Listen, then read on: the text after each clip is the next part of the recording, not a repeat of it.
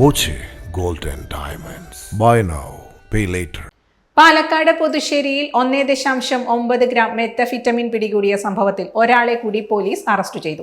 പുതുപ്പരിയാരം വാർക്കാട് മണികണ്ഠൻ എന്ന മാഗ്നറ്റ് ചിന്നയെയാണ് മുട്ടിക്കുളങ്ങരയിൽ നിന്നും പോലീസ് പിടികൂടിയത്.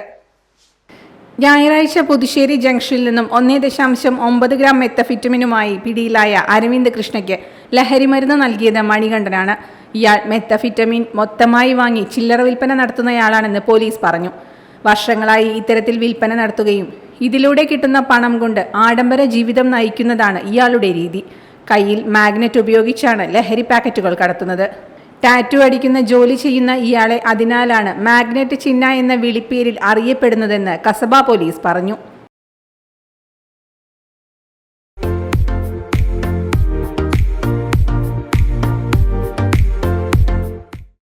Dot view news. കാഴ്ചകളാണ് ലോകം. കണ്ടു തുടങ്ങുക.